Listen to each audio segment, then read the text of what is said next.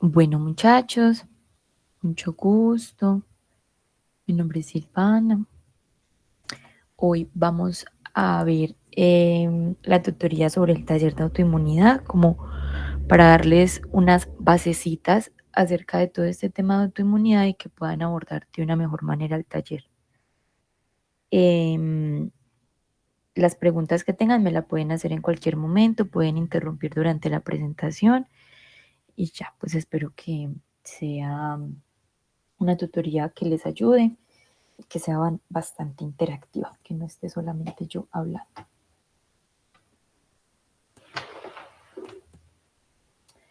Bueno, entonces, en primer lugar, quiero que recordemos dos conceptos que son muy importantes para después definir lo que es autoinmunidad.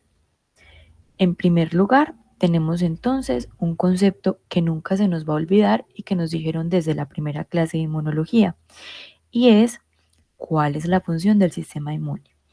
Entonces, como hemos visto a lo largo del curso, el sistema inmune nos defiende frente a infecciones y patógenos extraños, pero esta en el curso la vemos como una función secundaria. En la ontogenia se va a aprender a reconocer lo propio y a no destruirlo, y esa va a ser su función principal, y en esa medida a reconocer a lo extraño. Y también recordar el concepto de lo que es la tolerancia inmunológica.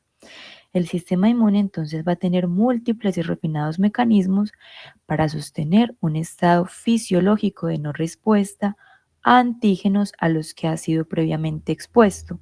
Y esto es lo que se va a conocer como tolerancia inmunológica.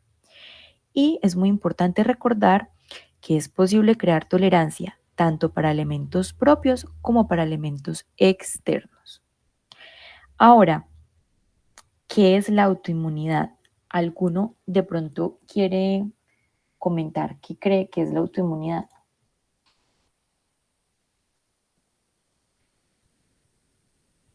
Lo que quieran decir, lo que se les ocurra, lo que hayan leído.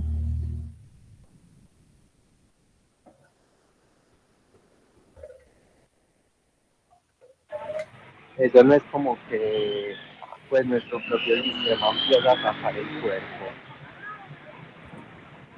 Exacto, muy bien, entonces eso es cierto. Hablando de lo propio, la tolerancia frente a los antígenos propios se va a mantener normalmente por procesos que van a impedir la maduración de algunos linfocitos específicos frente a antígenos propios, y esto recuerden que es el concepto de mecanismo de tolerancia central, o por mecanismos que inactivan o eliminan a los linfocitos autorreactivos que maduran. Y esto recuerden que se conocen como los mecanismos de tolerancia periférica. Por ejemplo, la apoptosis, ¿cierto? Sin embargo, las enfermedades autoinmunes van a ser el resultado de la ruptura de esa tolerancia, y va a ser la ruptura conocida o entendida tanto por fallas en la inducción o en el mantenimiento de la tolerancia, lo que va a llevar a una respuesta aberrante por parte del sistema inmune, pero por parte de un sistema específico que va a ser el sistema inmune adaptativo, porque es debido al reconocimiento de antígenos que son propios. Listo. Y es muy importante que tengan en cuenta que pueden fallar tanto los mecanismos de tolerancia central como los mecanismos de tolerancia periférica. Todos los mecanismos que ustedes vieron en la clase de tolerancia inmunológica pueden fallar. Y pueden perderse la autotolerancia si estos linfocitos autorreactivos no se eliminan o inactivan durante o después de la maduración, o si las células presentadoras de antígenos se activan de modo que se presenten antígenos propios al sistema inmune de una manera inmunógena. Entonces, también es importante en este punto decir que la autoinmunidad se puede dar porque salen linfocitos autorreactivos o porque las células presentadoras de antígenos presentan antígenos propios de una forma aberrante o inmunógena, y va a llevar a que se desencadene toda una respuesta hacia estos. Además, Para seguir, es muy importante que ustedes tengan en cuenta la diferencia entre una manifestación autoinmune y una enfermedad autoinmune. Una manifestación autoinmune se va a definir como un fenómeno que sucede de forma ocasional de pérdida de tolerancia. Por ejemplo, un linfocito que salió por ahí autorreactivo y que no fue reconocido por los mecanismos de tolerancia central. Esto nos va a pasar a todos de forma ocasional, pero en estos casos la tolerancia siempre va a mandar la parada y va a mantener la homeostasis. En este caso, por ejemplo, de este linfocito que salió autorreactivo desde el timo, los mecanismos de tolerancia periférica, por medio, por ejemplo, de la inducción apoptosis, van a devolver esa homeostasis que nosotros necesitamos. Eso se va a reconocer y se va a conocer entonces como una manifestación autoinmune, mientras que una enfermedad autoinmune se va a definir como una serie de manifestaciones autoinmunes durante muchos años, donde los mecanismos de tolerancia van a empezar a ser cada vez menos eficientes hasta que la carga de reactividad va a ser tan grande que va a empezar a dañar los tejidos y la homeostasis no va a poder ser recuperada. Cuando aparece entonces una lesión en un órgano es cuando ahí se podemos hablar de una enfermedad autoinmune. Hasta ahí eso les queda claro.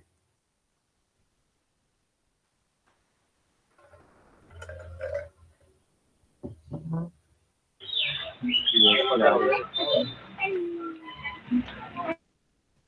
¿Cómo? Sí, es claro, Silvana, yo tengo una preguntita. Pues en el embarazo ya nos han hablado pues mucho como de que la gestante entra como en un proceso de tolerancia y demás, pero al eso de ser pasajero cabría dentro de una manifestación autoinmune o no, porque los sistemas no se regulan. No, no se, pues eso no se podría definir como una manifestación autoinmune porque las manifestaciones autoinmunes son cosas pequeñitas que nos pasan constantemente a todos, mientras que este asunto del embarazo, como existe una preparación de todo el cuerpo y además una preparación del sistema inmune para este proceso, pues es mejor no considerarlo así, ¿cierto? Como para no enredarnos. Igual en la, no es que ya es diferente, pues por ejemplo cuando hay un rechazo al feto debido a una incompatibilidad de grupos sanguíneos de RH, eso es diferente, ¿cierto? Y ahí sí de pronto uno puede hablar de un tipo de autoinmunidad. Pero para este concepto de lo que son enfermedades autoinmunes, ese sería un proceso diferente. Listo, gracias. Con mucho gusto. Muy bien. Entonces, para las enfermedades autoinmunes se han propuesto varias hipótesis sobre su etiología. Sin embargo, muchas de estas continúan sin comprenderse por completo. Lo que sí está claro y se conoce actualmente es que esta respuesta aberrante depende de múltiples factores.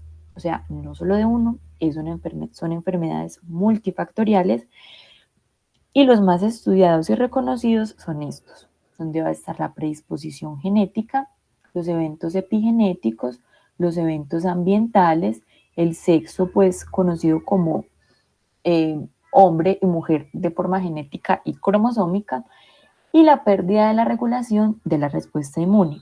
Yo voy a explicarles de manera muy resumida cada uno de estos para que entiendan a qué me refiero. Primero vamos a hablar entonces de los factores genéticos y la comprensión sobre la heredabilidad de las enfermedades autoinmunes surgió de las altas tasas de concordancia de enfermedades autoinmunes en gemelos o en familiares de primer grado en comparación con personas que no están relacionadas biológicamente pero comparten un ambiente. Eso hizo pensar a los científicos que existen enfermedades autoinmunes determinadas por los genes y posteriormente se dieron cuenta que existían enfermedades determinadas tanto por un solo gen, que son las conocidas como las monogénicas, o por varios genes, que son las conocidas como las poligénicas. En cuanto a enfermedades monogénicas, yo les traigo este ejemplo del síndrome poliendocrino autoinmune tipo 1,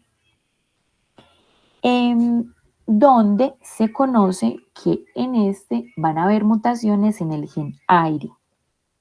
Este gen AIRE es un regulador que promueve la expresión de antígenos específicos de tejido en el timo para que se pueda dar una apropiada selección negativa de las células T autorreactivas. Si recuerdan cómo es ese proceso, quieren que se los recuerde de una forma muy cortica o entendieron cuál es la función de ese gen.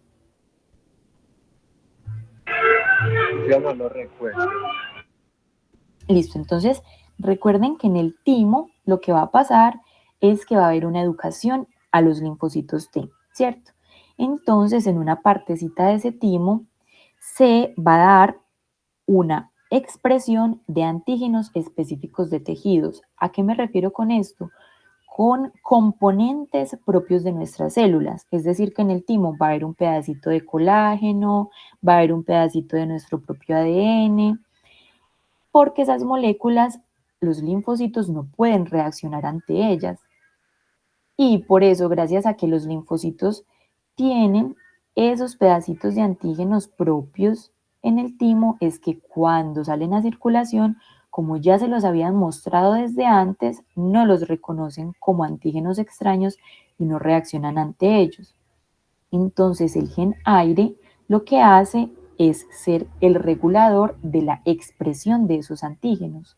Si hay mutaciones en ese gen, lo que va a pasar es que no va a haber una correcta expresión de esas moléculas propias nuestras en el timo y no va a haber una selección apropiada de las células T o de los linfocitos T. Lo que va a ocurrir es que esos linfocitos que fueron mal educados van a igual a salir a circulación y van a desarrollar esta enfermedad. Pues este es un ejemplo, no es la única, pero les traigo este ejemplo como para que entiendan. Silvana, eso es a lo que los profes se referían, es que selección positiva, selección negativa. Exacto. Entonces, en este caso, ¿en qué parte es importante este gen? En que este gen hace que se muestren esos antígenos en el timo y los linfocitos T que reaccionan de una forma aberrante, de una forma no adecuada y destruyen a esos antígenos que son propios, van a ser seleccionados de forma negativa, es decir, que esos no van a salir de timo. A eso se refiere la selección negativa. Y la selección positiva es que a los linfocitos que sí pasaron ese examen y que no destruyeron a esos componentes específicos de nuestras células, van a pasar al siguiente nivel y eso se considera selección positiva. ¿Eso queda claro? Sí, sí. Listo. Entonces, como en este caso no pasa eso, porque el gen AIRE no está cumpliendo su función adecuadamente, salen los linfocitos T a circulación. Y esta enfermedad se va a caracterizar entonces por candidiasis mucocutánea, insuficiencia suprarrenal primaria, hipoparatiroidismo, vitiligo y alopecia. Donde, miren cómo es de bonita la semiología, donde muestran que los linfocitos T autorreactivos van a desarrollar respuesta aberrante ante melanocitos y por eso va a dar un vitiligo, folículos pilosos y por eso se va a dar la alopecia, van a desarrollar respuesta ante las glándulas paratiroides y por eso se va a desarrollar el hipoparatiroidismo contra la corteza suprarrenal primaria y por eso va a dar la insuficiencia suprarrenal. Y en el caso de la candidiasis mucocutánea es porque se da un desbalance entre la respuesta a los hongos específicamente, pues con la interleuquina 17 y la interleuquina 22, con los linfocitos autorreactivos y por eso se va a dar pues esta candidiasis. O sea, no es que haya una respuesta específica de los linfocitos hacia algo de la mucosa, sino que va a haber un desbalance y un mal funcionamiento de la respuesta específica contra hongos. Entonces, este es el ejemplo de que hay enfermedades autoinmunes que pueden ser monogénicas. Ahora, también existen las enfermedades autoinmunes con genética compleja, es decir, poligénicas, es decir, que, las mutaciones no van a depender exclusivamente de un gen. En este caso tenemos genes del complejo mayor de histocompatibilidad, donde se ha visto que las personas portadoras de HLA específicos van a estar predispuestas a desarrollar enfermedades autoinmunes. Y se ha visto también que hay grupos específicos de HLA que contribuyen al desarrollo o a la predisposición de una u otra enfermedad autoinmune. Es decir, que los HLA que predisponen para artritis reumatoide pueden o no pueden ser los mismos que predisponen para lupus, para diabetes tipo 1, para esclerosis múltiple, etc.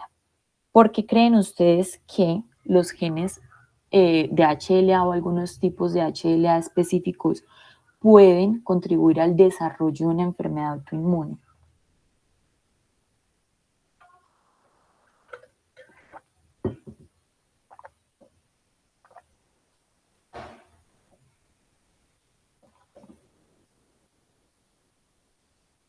¿Cuál es la función más importante de las moléculas HLA?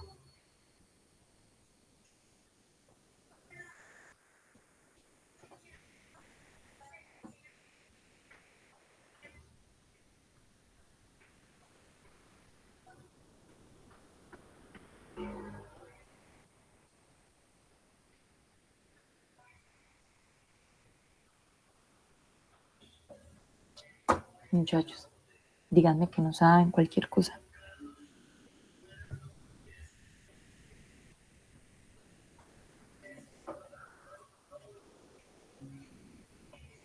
¿Siguen ahí?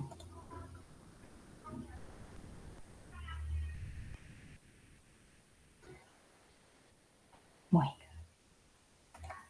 entonces, recuerden que las moléculas del complejo mayor de histocompatibilidad tienen mucho que ver, están involucradas directamente con la presentación de antígenos. Entonces se cree que la razón por la cual algunos genes específicos de HLA están involucrados en el desarrollo de estas enfermedades es porque van a presentar fragmentos específicos de proteínas o, por ejemplo, van a presentar, bueno, dejémoslo en fragmentos específicos de algunas moléculas, los van a presentar de una forma aberrante a los linfocitos T o a los linfocitos B, y esto va a hacer entonces que moléculas que no deberían considerarse antigénicas porque son propias sean presentadas y se desarrolle todo un proceso de respuesta inmune ante estas. Y los otros genes que están involucrados en esta genética compleja son los genes no HLA. Es un grupo que se define así, pero lo que quiere decir es que son todos los otros tipos de genes. En este caso, para que se entienda un poco más fácil, yo les traje el ejemplo del gen PTPN22. Este gen lo que va a hacer es que va a codificar una fosfatasa específica de los linfocitos T, perdón. Y se ha visto que si por alguna mutación aumenta la función enzimática de este gen PTPN22, se va a incrementar el umbral de activación de los linfocitos T. Y esto va a permitir una mayor salida de linfocitos T autorreactivos de timo y una menor actividad de los linfocitos T reguladores. Miren que este caso es diferente al caso de los linfocitos T anteriores. Miren que en el caso anterior, con solamente el daño del gen aire, se desarrolla toda una enfermedad, mientras que en el caso de este gen, no es suficiente ni necesario para que se desarrolle una enfermedad. No es causal de una enfermedad, sino que estos ayudan a la convergencia de que hayan más manifestaciones autoinmunes, de que se dé una suma de estas y estas sumados a otros factores, por ejemplo los factores ambientales, van a llevar al desarrollo de una enfermedad autoinmune, pero en una persona que está predispuesta al desarrollo de esta. ¿Eso queda claro?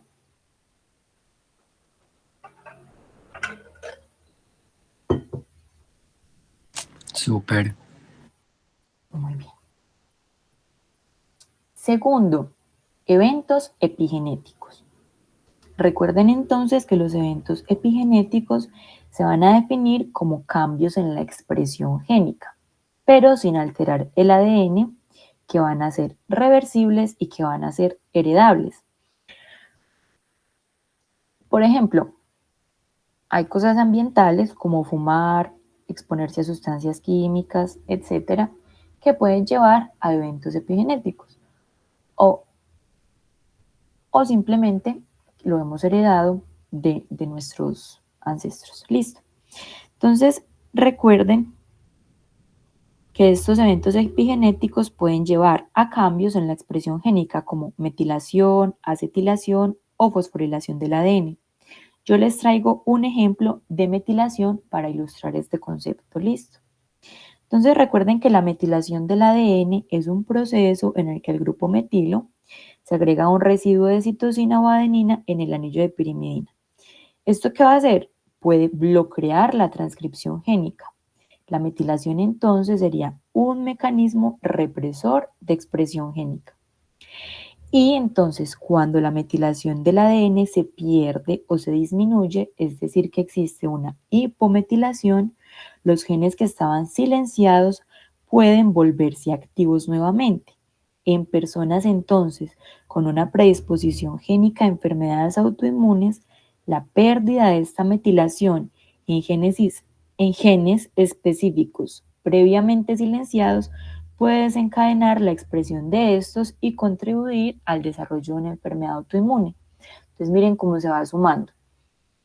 Esto anterior, cualquier tipo de gen no HLA puede que estaba por ahí silenciado gracias a la metilación y debido a factores ambientales existió una hipometilación de ADN que lleve a la expresión de genes anteriormente silenciados y en una persona pues con esta genética predispuesta y con la suma de varios factores puede llevar al desarrollo de una enfermedad autoinmune. Específicamente este proceso de hipometilación en el ADN se ha descrito en la patogenia del lupus eritematoso sistémico. Ahora les voy a hablar de los eventos ambientales. Como todos sabemos, los eventos ambientales son situaciones a las que todos estamos expuestos dependiendo del lugar en donde desarrollemos nuestra vida. Como les dije antes, ¿cuáles pueden ser reconocidos como eventos ambientales? El humo del cigarrillo, que se ha descrito en la patogenia de la artritis reumatoide, la luz ultravioleta, que se ha descrito muy largamente en la patogenia del lupus eritematoso sistémico, las infecciones previas que se han descrito en el desarrollo de enfermedades como la fiebre reumática, y yo les traigo este ejemplo de adyuvantes para que quede claro este concepto. Entonces, los adyuvantes van a ser sustancias que aumentan la respuesta inmunológica frente a antígenos, pero por sí mismas son incapaces de generar dicha respuesta. Primero, entonces, estos son en gran medida sustancias exógenas que se van a administrar de forma intencionada. Por ejemplo, ¿qué ejemplo conocen ustedes de adyuvantes que a nosotros nos administran con otra función? Pues con la función de aumentar la respuesta inmunológica.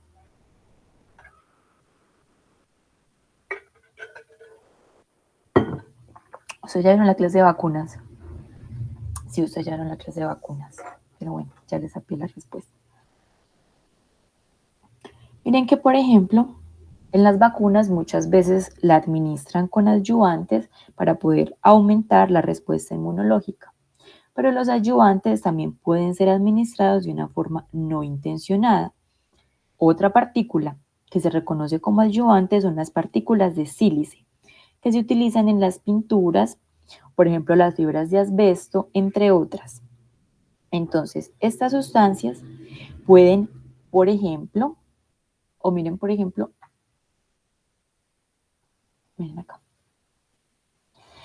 Estas sustancias pueden hacer daño en algún tejido, por ejemplo, e inducir a una liberación progresiva de fragmentos de células que pueden llegar a ser antigénicos, disminuir su depuración o causar una exposición prolongada del antígeno a las células presentadoras de antígenos. Miren entonces, como un antígeno lo pueden convertir en superantígeno y eso va a llevar a toda una respuesta inmunológica frente a este. Y también se ha visto que estas partículas pueden imitar moléculas que el sistema inmune innato va a reconocer como patógenos. Por ejemplo, pueden imitar la pared celular de una bacteria y llevar a una activación de estas células del sistema inmune innato, que va a llevar entonces a una inflamación constante y prolongada, lo que puede llevar a que empiecen a formarse linfocitos autorreactivos, que exista una pérdida de tolerancia y un desarrollo de una enfermedad autoinmune en una persona predispuesta. Miren que acá, por ejemplo, también nos dan el ejemplo de los implantes mamarios. Se ha visto que en algunas mujeres los implantes mamarios empiezan a soltar un poquitico de silicona, muy poquito, pero eso va a ser eh, de forma constante. Entonces, esta silicona va a funcionar como un adyuvante que va a hacer que el sistema, pues que todo el cuerpo esté en una inflamación constante y eso va a llevar a que haya una pérdida de la homeostasis y de la tolerancia inmunológica y que en una persona que tenga predisposición, por ejemplo, genética, como lo muestra la imagen, lleve a que se desarrolle más adelante una enfermedad autoinmune. ¿Eso les queda claro?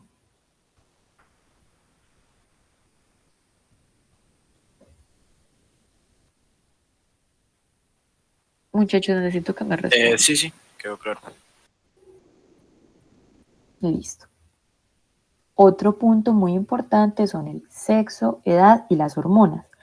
Entonces, se ha visto además que que la mayoría de enfermedades autoinmunes tienen una mayor prevalencia en mujeres,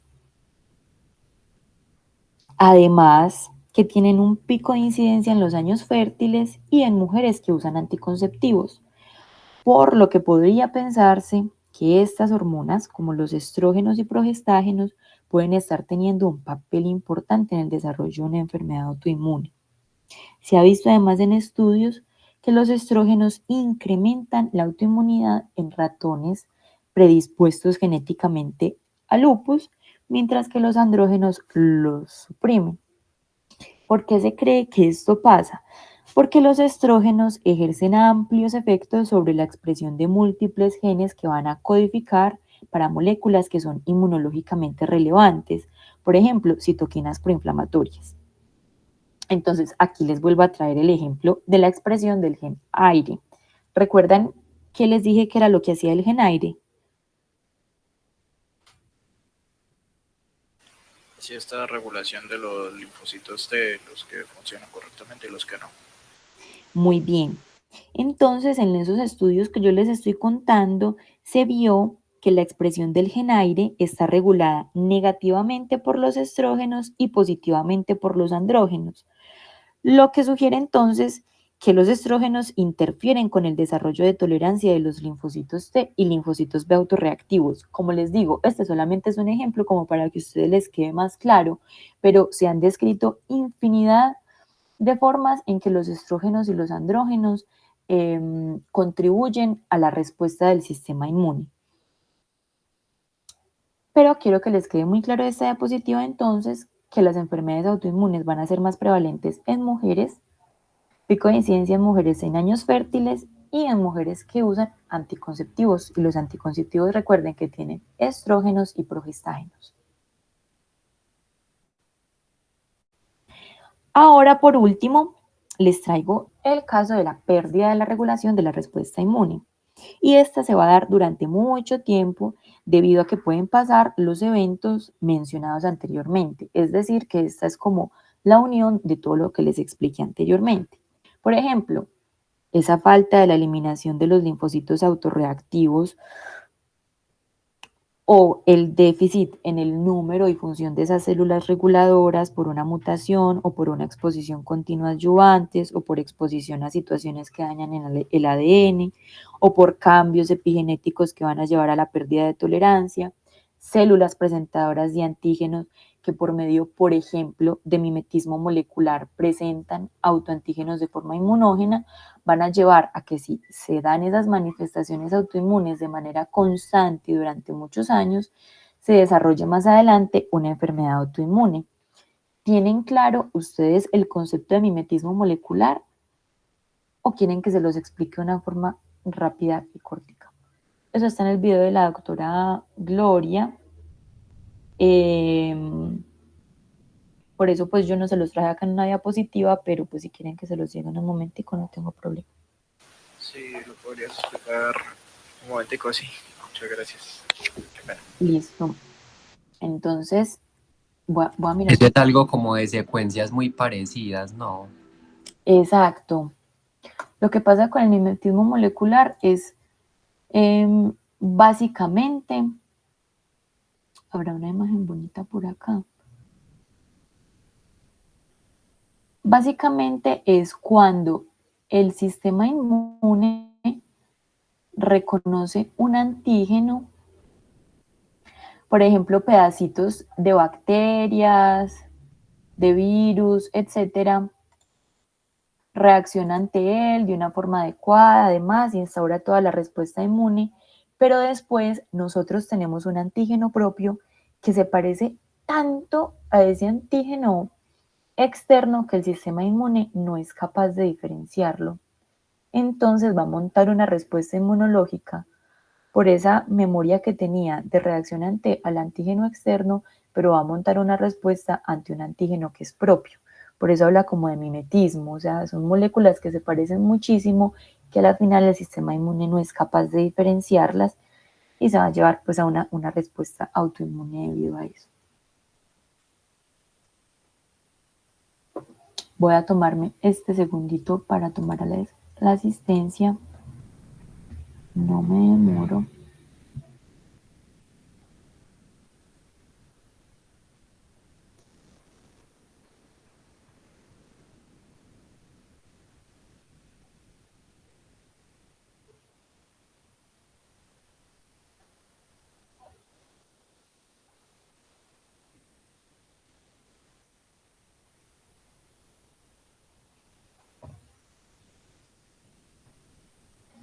Listo, muchas gracias por la espera.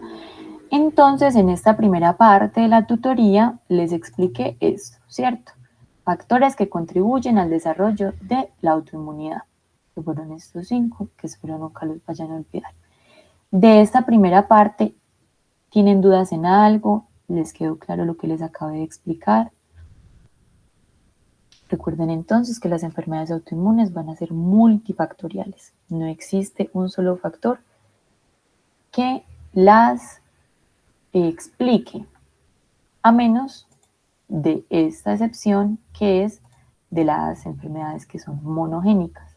Por solamente la existencia de un gen ya se desarrolla la enfermedad. Ahora vamos a la segunda parte, que es la parte de la patogénesis. Es decir, cómo se van a dar específicamente esos mecanismos de daño por parte del sistema inmune. Una característica que a mí me parece fascinante de las enfermedades autoinmunes es que además de necesitar la presencia de esas características que vimos anteriormente, se va a necesitar una sensibilización o una exposición previa al antígeno. Por eso es que yo les dije que hablábamos de un papel protagonista de qué parte del sistema inmune. Que ya se los había dicho anteriormente.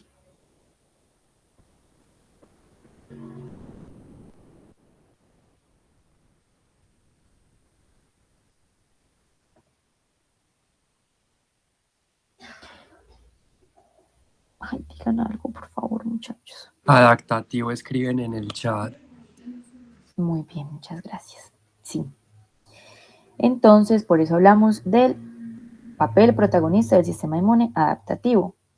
Y además de que existe un papel protagonista de este sistema, se necesita por parte de él una respuesta exagerada y descontrolada.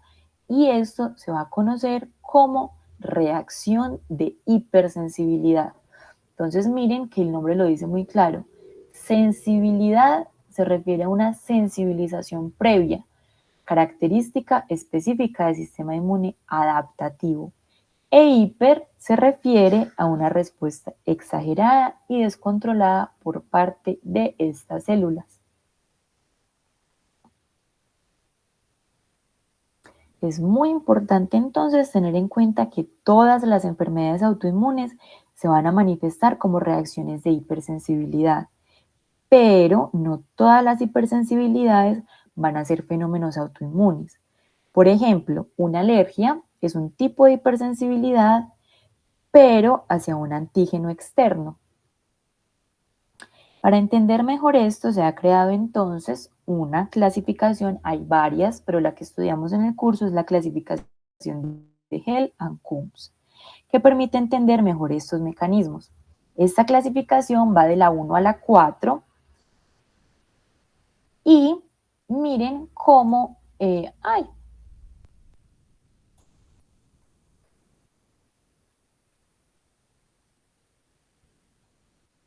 La clasificación de hipersensibilidad va de la 1 a la 4, pero miren que la tipo 1 es una reacción de hipersensibilidad frente a antígenos externos, es decir, alergia. Esta hipersensibilidad no la vamos a tocar hoy porque no tiene papel importante en las enfermedades autoinmunes y para eso ustedes tienen una clase específica y también la vamos a ver en el taller de mecanismos de hipersensibilidad. Los tipos de hipersensibilidad que tienen un papel en la fisiopatología de las enfermedades autoinmunes son la tipo 2, la tipo 3 y la tipo 4. Pero para el taller de autoinmunidad, ustedes solamente van a tocar la tipo 2 y la tipo 3, según lo que leí ahí. Entonces, tampoco voy a tocar hoy la tipo 4. Para esto, ustedes tienen pues una tutoría específica que van también a ver esta semana. Entonces, primer tipo de hipersensibilidad que vamos a ver, la tipo 2.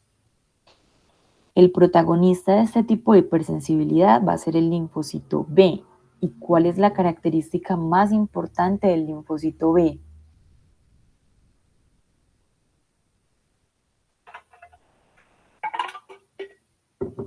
No necesita células presentadoras de antígenos. La más importante, la que solamente lo caracteriza a él. Es verdad que el linfocito B es una célula presentadora de antígeno profesional, pero es una característica que solamente la hacen los linfocitos B, ninguna otra célula del cuerpo. Producir inmunoglobulinas. Muy bien. Entonces el linfocito B va a producir anticuerpos y los anticuerpos van a ser los responsables de este tipo de hipersensibilidad. Por eso dicen que esta es una hipersensibilidad mediada por anticuerpos. El isotipo más común va a ser la inmunoglobulina G, pero también se ha descrito que en estos pacientes existe inmunoglobulina M e inmunoglobulina A implicadas. Entonces, esta hipersensibilidad se va a presentar cuando se producen autoanticuerpos. Un autoanticuerpo quiere decir que es un anticuerpo que reconoce antígenos propios. Y este autoanticuerpo va a reconocer epítopes antigénicos presentes en membrana celular o en componentes de la matriz extracelular de los tejidos y órganos. Es decir, que va a reconocer antígenos fijos e inmóviles. Quiero que eso les quede muy claro qué es lo que va a caracterizar este tipo de hipersensibilidad. Entonces, 1, mediada por anticuerpos. 2, pues van a ser autoanticuerpos porque van a reconocer antígenos propios que no deberían ser reconocidos. Y 3, van a ser antígenos presentes en membrana celular o en componentes de matriz extracelular de tejidos u órganos. o sea, antígenos fijos o inmóviles. Ahora, teniendo esto claro, entonces piensen, llega un anticuerpo, está pasando por ahí, por la circulación, y dice, ay, mira, un colágeno me le va a pegar. Me le voy a pegar porque siento que esto es algo malo. Si ese anticuerpo se pega a ese colágeno, ¿ustedes qué creen que va a pasar? ¿Qué hace un anticuerpo? ¿Cuáles son las funciones de los anticuerpos?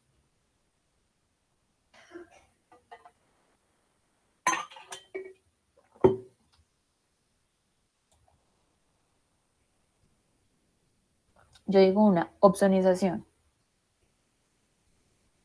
¿Qué otra función tienen los anticuerpos?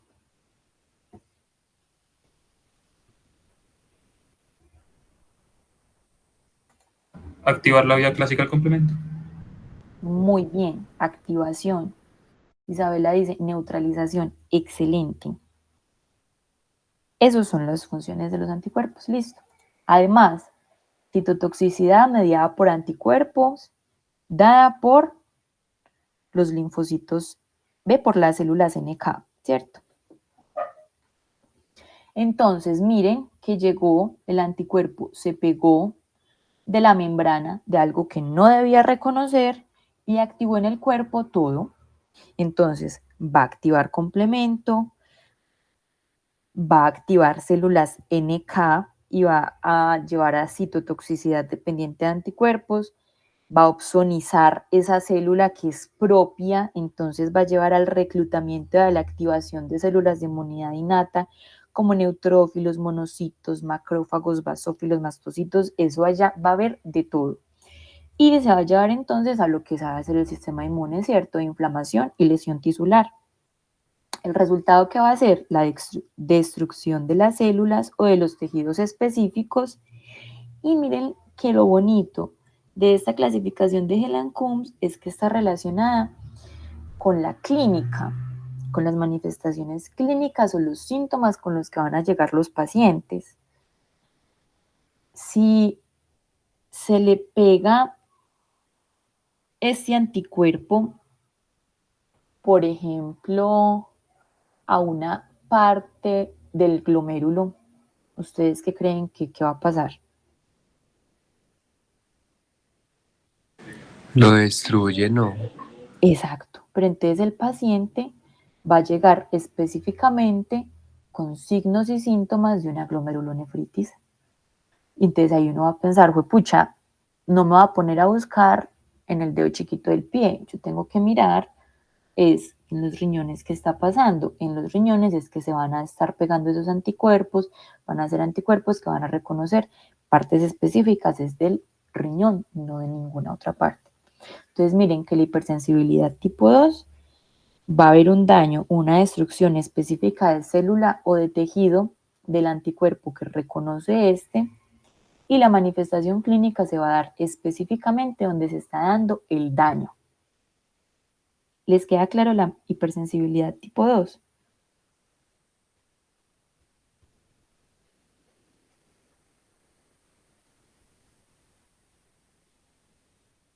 Bueno, espero que sí. Y aquí yo les dejé todo lo que dije para ahorita que les mande las diapositivas, pues que tengan ahí a la mano. Ahora, hablemos de la hipersensibilidad tipo 3. En este tipo de hipersensibilidad, las mismas linfocitos B van a ser los protagonistas. Esta también va a ser otra hipersensibilidad que se conoce como mediada por anticuerpos. ¿Cuál es la diferencia con la hipersensibilidad tipo 2? Es que se va a presentar como consecuencia de la formación de complejos inmunes. Recuerden entonces que un complejo inmune es la unión de un antígeno y un anticuerpo. Y este complejo inmune se forma con el objetivo de facilitar la eliminación del antígeno. Pero el daño se causa cuando estos complejos son producidos en una cantidad excesiva y no son eliminados adecuadamente. Y lo que va a pasar es que se van a depositar en los tejidos. Es decir, que este complejo inmune va a estar móvil en la circulación, pero por alguna razón, que ahorita se las voy a decir, se van a depositar en partes de tejido y ahí en ese depósito es que van a hacer el daño. Miren entonces la diferencia. Acá van a estar los anticuerpos pegados de un antígeno fijo e inmóvil, mientras que acá el complejo antígeno-anticuerpo va a estar móvil y se va a mover por toda la circulación hasta que por alguna razón se quede estancado en una parte donde ya no se pudo mover más, y ahí donde ellos empiezan a parar, se empiezan a quedar ahí. Llega un complejo inmune, ¡pum!, se estanca. Llega el otro, ¡pum!, se estanca. Llega otro, ¡pum!, se estanca. ¿Qué va a llevar eso? Obviamente va a seguir siendo un complejo inmune y obviamente el anticuerpo va a seguir cumpliendo sus funciones sin importar dónde esté. Lo que va a llevar entonces a la creación de un ambiente proinflamatorio en el sitio donde estos complejos se van a estar depositando y va a llevar a la activación de los mecanismos efectores asociados a anticuerpos de los que hablamos ahorita. Lo mismo, opsonización, activación de complemento por vía clásica, reclutamiento y activación de células de la inmunidad innata, pero algo muy importante que ustedes deben tener en cuenta en este tipo de hipersensibilidad es que hay una célula que ahí no actúa, que hace parte de la inmunidad innata y que no actúa de una forma patogénica, pues no contribuye a la patogénesis de este tipo de hipersensibilidad. Alguno de pronto piensa cuál puede ser y por qué. Recuerden, este complejo antígeno-anticuerpo va a estar inmóvil, no va a estar pegado a una célula ni a la matriz extracelular de ninguna parte. Solamente va a ser un antígeno, que es un pedacito de célula, una molécula pegada a un anticuerpo. Si es inmóvil, de pronto las dendríticas no. Bueno, de pronto hay, pero pues serían las dendríticas de tejido, pues las de lugar, porque recuerda aquí hay dendríticas que también están en circulación. Entonces las dendríticas, la verdad, ahí sí actúan. Es otra célula que solamente se activa al reconocer una célula.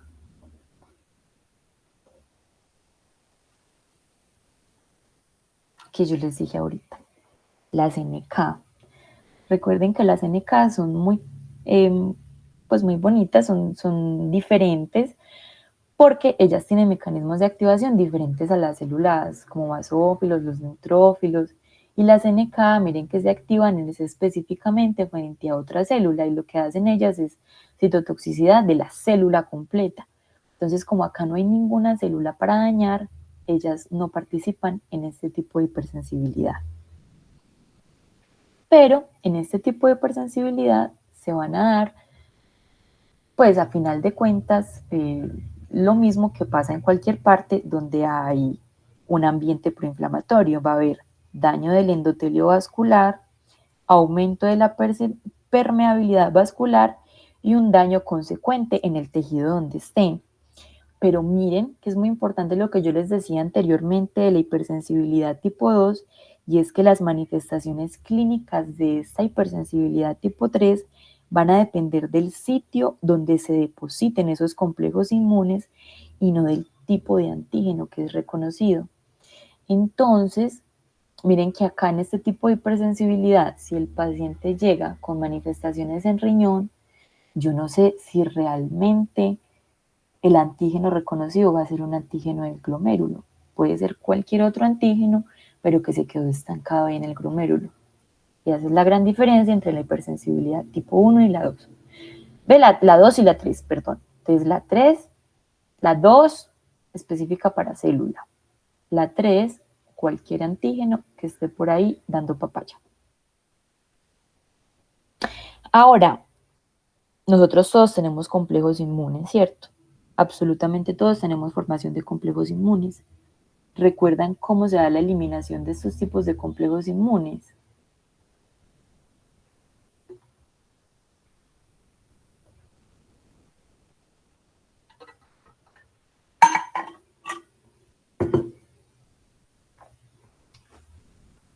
pues en nosotros, en personas sanas. Bueno, entonces los complejos inmunes se van a eliminar gracias a que los eritrocitos tienen en su superficie receptores para proteínas de complemento. Estos receptores les va a permitir capturar esos complejos, pues que están marcados con proteínas del complemento, y al capturarlos, ellos actúan de transportadores llevándolos hacia el hígado y el vaso. Y ahí en el sistema fagocítico mononuclear se los van a comer, se los van a deglutir, se los van a degradar, y este proceso va a evitar que los complejos inmunes circulen en exceso y se depositen en los tejidos. Ahora, ¿qué es lo que pasa en este tipo de hipersensibilidad? Que los complejos inmunes ya son demasiados y los eritrocitos no dan abasto, porque es que ellos capturan una parte, pero ya cuando son tantos se sobrepone la cantidad de eritrocitos para ese montón de complejos inmunes. Y esto va a llevar entonces a que se acumulen ellos en el torrente sanguíneo y pues se pueden depositar en cualquier parte. Y además, cuando hay un exceso de estos complejos, el sistema de complemento también se va a ver sobrepasado y va a poder opsonizar algunos, pero no va a poder opsonizarlos todos. Complejo inmune que no esté opsonizado por complemento, complejo inmune que no se va a poder llevar al sistema fagocítico mononuclear. Ahora, existen unos factores que van a favorecer el depósito de esos complejos, además de lo que les dije anteriormente, que es la concentración, que es lo primero, listo. Entonces está altas concentraciones de los anticuerpos y antígenos, pero también va a ser muy importante la afinidad entre ese antígeno y ese anticuerpo. Entre más fuerza tengan entre los dos, menos posible que se puedan eliminar de una forma adecuada. Cuando los antígenos son multivalentes, es decir, miren este de acá, es un antígeno al que se le pegaron 3 anticuerpos y aquí otro al que se le pegaron otros 3, es una cosa gigante. Esto hace que sea un dinosaurio que se va a quedar atrapado en cualquier parte y que los eritrocitos les cueste muchísimo llevarlo porque va a estar pesado y grande y fuerte. Y la localización anatómica. Entonces siempre estos complejos inmunes van a terminar depositándose en lugares donde hay microvasculatura, donde hay bifurcaciones anatómicas o donde hay procesos de ultrafiltración, por ejemplo, en el riñón. ¿Eso les queda claro, muchachos?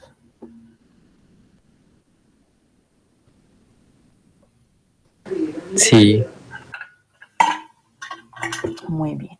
Entonces ya vimos hipersensibilidad tipo 2 e hipersensibilidad tipo 3. Ahora sí, vamos a aterrizarlo al caso clínico que les pusieron ahí, ¿cierto? Entonces tenemos una paciente femenina de 36 años. Ya solamente con esta frase tenemos cuántos factores de riesgo para desarrollar una enfermedad autoinmune. Femenina 1, 36 años otro. Y ese se puede convertir en 2, porque es una mujer que, no se convirtió en 2, entonces femenina por sexo, 36 años en edad fértil. Y ella consulta al servicio de urgencias por un cuadro súbito de disnea acompañada de tos incontrolable. En la mañana del mismo día notó que el esputo era hemorrágico, hemoptisis. Refiere también un cuadro febril asociado desde hace 2 semanas con odinofagia y secreciones por la nariz. Ha perdido 3 kilos en los últimos 3 meses. Refiere fotosensibilidad y caída de cabello. Eso puede ser por muchas cosas, pero también puede ser por una enfermedad autoinmune, ¿cierto? Dice que no tiene artritis ni fenómeno de Raynaud. Antecedentes personales. Consume anticonceptivos orales desde los 15 años. Sumamos otro factor de riesgo. Y acá no tenemos más factores de riesgo. Es artista y trabaja con pinturas acrílicas. Sumamos acá otro factor de riesgo. Recuerden que les dije, eso puede ser un factor ambiental por el hecho de trabajar con pinturas acrílicas, pero también pueden funcionar estas pinturas como adyuvantes. Ella puede estar aspirando cualquier partícula que pueda llevarle a un estado proinflamatorio, y si de pronto tiene una genética predispuesta, eso va a ser más posible que desarrolle una enfermedad autoinmune. Bueno, eso evaluado en urgencia, saturación 85, polifonía 2 y franquemoptisis. Entonces, ahí decía pues en el taller que era súper claro que tenía un síndrome pulmón-riñón. Pues la verdad podría tener muchas otras cosas, pero metámonos al taller, ¿cierto? Y veamos lo que es un síndrome pulmón-riñón. Entonces, en medicina, el término síndrome se refiere a un conjunto de signos y síntomas, es decir, que es un cuadro clínico, pero que puede explicarse por varias etiologías. Eso es lo primero que tenemos que tener claro. ¿Listo? Y lo segundo, el concepto de síndrome. Entonces, el síndrome pulmón-riñón o síndrome renopulmonar es la combinación de una glomerulonefritis aguda rápidamente progresiva y una hemorragia alveolar difusa, de causa autoinmune debido a inflamación y en ocasiones llevar a una posterior necrosis. Entonces, en este documento que yo consulté, decía que las 3 causas principales de un síndrome pulmón-riñón podrían ser vasculitis asociada a ANCA, que explica el 60% de los casos, síndrome de Goodpasture, que explica el 15% de los casos, y el 10% es explicado por otras causas, pero entre esas estaba el lupus eritematoso sistémico, que fueron las 3 enfermedades que ustedes les pusieron ahí en el taller. Entonces, ¿qué voy a hacer ahorita? Les voy a explicar rápidamente un poquitico de la fisiopatología de cada una de ellas, empezando por la vasculitis asociada a ANCA. Entonces, ¿qué es lo que pasa en esta enfermedad? En esta enfermedad, los protagonistas van a ser anticuerpos. Entonces, ahí ya tenemos una pista, que va a ser una hipersensibilidad tipo 2 o tipo 3. Y estos anticuerpos van a reaccionar específicamente ante el citoplasma de los neutrófilos. O sea, que son anticuerpos que reaccionan de una manera aberrante ante componentes específicos dentro de los neutrófilos. Y aunque existen varios tipos de componentes contra los que pueden estar dirigidos estos ANCAs, hay 2 componentes que son los más relevantes. Que eso yo se los tengo por allá en una diapositiva más por acá. Entonces no los tienen que escribir, yo ahorita se los paso. Y en este caso, esos 2 componentes van a ser la proteincinasa 3 o PR3 y la mieloperoxidasa o MPO. Estos 2 se van a encontrar en los gránulos azurófilos de los neutrófilos, pero también pueden aparecer en la superficie de estas células. Entonces, en este proceso, los ANCA van a comenzar es cuando se van a activar ciertas citoquinas, por ejemplo, el TNF-alfa o la interleuquina 8, que son unas de las más descritas en esta enfermedad. Y estas citoquinas van a provocar que esta PR3 y la MPO se expresen en la superficie de los neutrófilos. Esto que va a permitir que si por ahí van a haber anticuerpos específicos para estas 2 proteínas, que en este caso se van a definir como ANCA, anticuerpos contra neutrófilos, anticitoplasma de neutrófilos, van a reconocer y se van a unir a estas 2 moléculas, PR3 y MPO, en la superficie. Y estos, al unirse a los neutrófilos, van a activarlos y van a desencadenar lo que se va a hacer un neutrófilo, que va a llevar a la liberación de enzimas líticas, a más producción de interleuquina 8, liberación de radicales de oxígeno, y eso posteriormente va a llevar entonces a la inflamación y al daño tisular. Ellos van a activar el endotelio, van a liberar las moléculas pues, propias de la inflamación, va a llevar daño a la microvasculatura y puede llevar posteriormente a una necrosis. Y miren que el problema de estos anticuerpos o de esta enfermedad es que listo, por ahí va a haber un ambiente medio proinflamatorio gracias a interleuquinas. Van a hacer que los neutrófilos expresen esas proteínas que van a reconocer los anticuerpos. Pero además, cuando los neutrófilos se activen por culpa del anticuerpo, van a seguir liberando más de esas proteínas. Entonces, van a llevar a perpetuar este fenómeno de inflamación y van a hacer lo que quieran con el tejido en donde estén. Eso es muy grandes rasgos, pues, de lo que es esta vasculitis. Ahora, ustedes pueden pensar, pucha, pero entonces yo puedo despertarme hoy y a las 3 de la tarde, despertarme mañana y que a la 1 de la tarde termine con una vasculitis asociada a ANCA. Pues en estos pacientes lo que pasa es que generalmente tienen de pronto un fenómeno anterior que hizo que hubiera ese ambiente proinflamatorio. Miren que en este caso, de este caso clínico, decía que la paciente había tenido un cuadro febril asociado hace 2 semanas. Entonces, posiblemente lo que pase, puede que pase otra cosa, pero pues lo que yo creo que puede haber pasado es que de pronto ese cuadro febril hizo que se diera una activación del sistema inmune para combatir lo que sea que le dio, cualquier microorganismo que la infectó. Eso hizo que se diera un ambiente proinflamatorio y ese ambiente proinflamatorio fue lo que activó a los neutrófilos, a los anticuerpos e hizo pues que se desarrollara toda una vasculitis, pues específicamente en este caso podría ser una asociada a ANCA.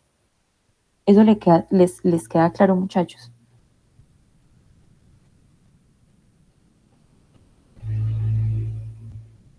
Sí, claro. Listo, entonces con vasculitis, bueno, entonces según todo lo que les dije, ¿ustedes creen que esa es una hipersensibilidad tipo 2 o tipo 3?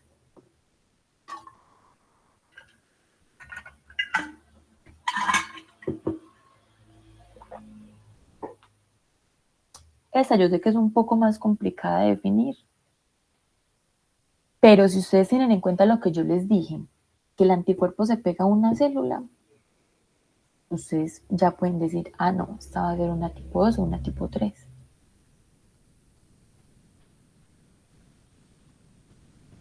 Miren la imagen.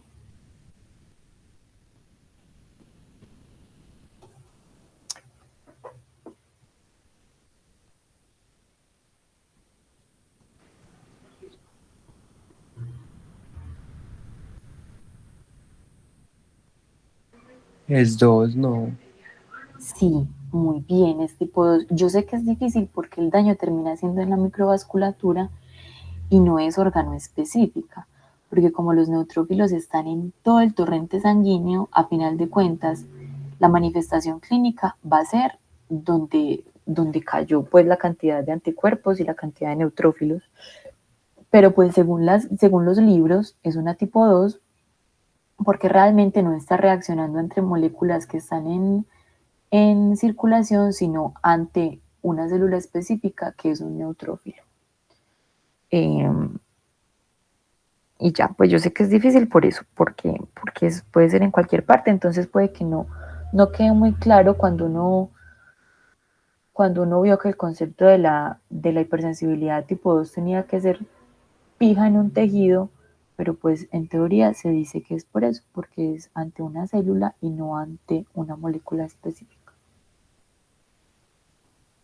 Ahora vamos con el síndrome de Goodpasture. Este síndrome entonces va a ser una enfermedad que se caracteriza por la inflamación principalmente de las membranas glomerulares y alveolares, como ven en la imagen, ¿cierto? Y esta inflamación se va a dar porque se van a generar autoanticuerpos contra una partecita específica del colágeno, que es la cadena alfa 3 del colágeno tipo 4. Eso también se los escribe en la diapositiva. En comparación con una distribución más amplia de la cadena alfa 1 y alfa 2 del colágeno tipo 4, que está en muchas partes de nuestro cuerpo, la expresión de esta cadena alfa 3 es mayoritariamente en la membrana basal glomerular y la membrana alveolar. Y es por esto que esta inflamación se va a dar principalmente en la membrana glomerular y alveolar, es decir, en pulmón y en riñón, porque en estos lugares es donde se va a expresar mayoritariamente esta cadena, que en este caso va a funcionar como un antígeno. Y es la unión, y en este caso pues se va a dar la unión del anticuerpo a la membrana, ¿cierto? Ya sea en pulmón o en riñón, y va a dar una activación de todo lo que ya hemos visto, ¿cierto? Ambiente proinflamatorio, activación de todas las células del sistema inmune. En este caso, por ejemplo, también va a llegar la NK, porque miren que está pegadita específicamente en un tejido. Y eso va a llevar entonces al daño en el endotelio de la microvasculatura. Miren que cuando ya vimos más específicamente la patogenia de la hipersensibilidad tipo 2 y tipo 3, ya es muy fácil reconocer esto. Aquí solamente sería tener claro cuál es el antígeno y dónde está ubicado. Y saber que el anticuerpo se va a pegar específicamente de ese antígeno. ¿Qué hipersensibilidad creen ustedes que es esta después de lo que les dije?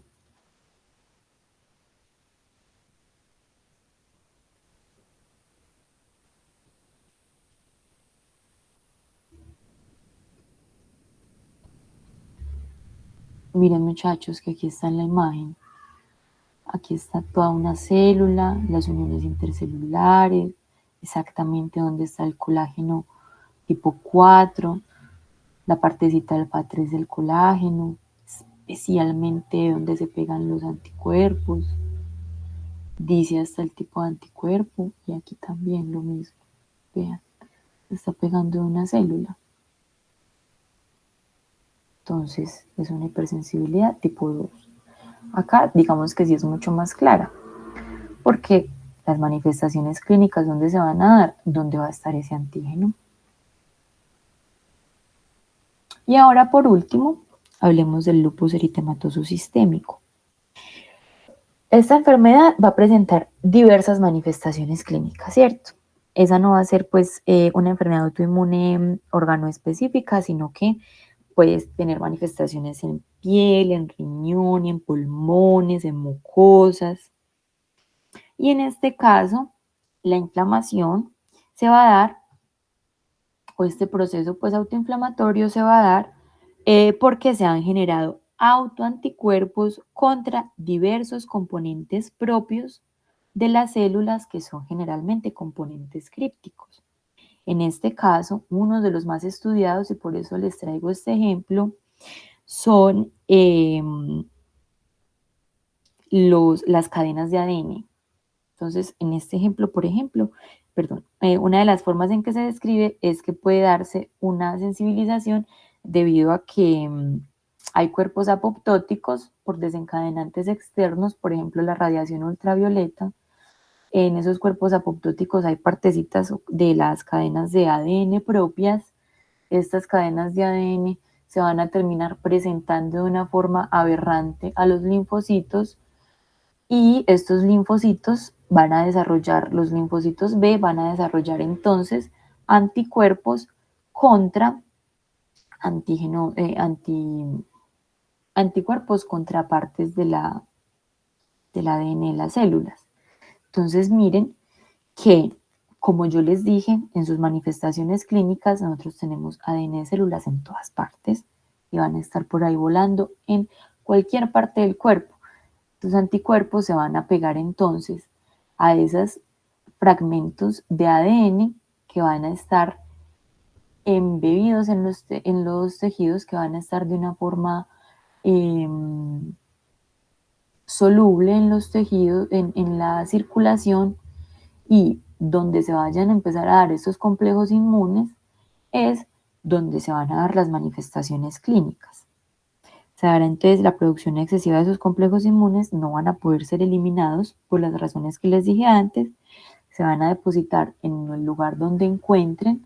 Recuerden que pueden ser microvasculatura, bifurcaciones, lugares de ultrafiltración, y ahí es que se va a dar un proceso proinflamatorio y un proceso del daño del tejido. Tanto en este síndrome de Goodpasture como en el lupus eritematoso sistémico, también puede pasar lo mismo que yo les dije anteriormente con el cuadro infeccioso, que digamos que la enfermedad podría haber estado controlada y demás, pero por ese cuadro se dio una inflamación más grande, se dieron más moléculas apoptóticas y por esa razón salieron más anticuerpos, entre esos anticuerpos autorreactivos, y se desencadenó pues el síndrome pulmón-riñón. Ahora, no es exclusivamente por una infección previa que se pueda desarrollar este síndrome. También puede haber cambios en la dieta, cambios por ejemplo, en el trabajo donde se encuentre con antígenos nuevos, cambios emocionales, por ejemplo, estar en un estrés muy grande. Se ha descrito que también puede llegar al desarrollo de este síndrome, pero todo es por lo mismo, porque hay un desbalance del sistema inmune y se da un ambiente proinflamatorio. Aquí está entonces lo que les dije, los antígenos específicos involucrados en cada una de las patologías que les expliqué, y no sé si hay algo que no les quedó claro, algo que quieran que vuelva a explicar. Silvana, si me pudieras aclarar nuevamente, no me quedó muy clara la principal diferencia entre la hipersensibilidad tipo 2 y 3. Pues yo sé que una es porque se une con un anticuerpo, pero yo lo había como diferenciado de que una pasaba en un sitio específico y otra más sistémica. Pero por ejemplo la vasculitis es en un sitio específico y es tipo 2. Yo sé que eso es complejo. Y digamos que la forma en que tú lo alcanzas a diferenciar es claro. O sea, eso es lo que nos van a preguntar a nosotros, eso es lo que tú tienes que responder en un examen. La tipo 2 es específica de tejido, es inmóvil, es en una célula. Y la tipo 3 va a ser en cualquier parte de la vasculatura, eso va a ser mucho más sistémica. La tipo 2 es órgano específica, la tipo 1, la tipo 3 no va a ser órgano específica porque puede ser cualquier antígeno por ahí, pero yo entiendo que ya cuando uno va a ver lo que es la vasculitis, pues se le cae como ese concepto. Pero el caso de la vasculitis es un caso muy, pues como muy específico, muy excepcional. En la mayoría de los otros tipos de hipersensibilidad sí se puede ver de forma más clara, como en el síndrome de Gould-Pastur, que es específicamente donde están ese tipo de colágenos, solo en pulmón y solo en riñón, no se puede dar en otra parte. Yo sé que es compleja y por eso les digo, en la vasculitis tipo ANCA, piénselo, es porque es específicamente hacia una célula, que es el neutrófilo, y es muy bien definida. Mientras que, por ejemplo, en el lupus, mira que es muy mal definida porque es ADN de células, eso está en cualquier parte.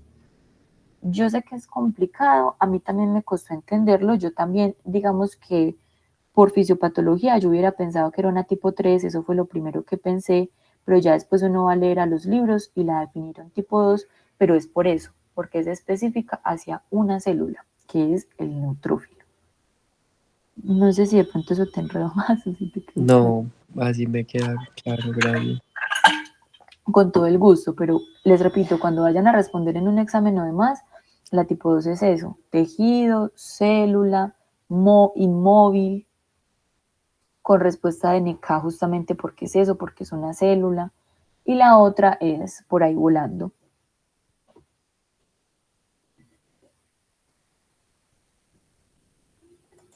Bueno, muchachos, ay.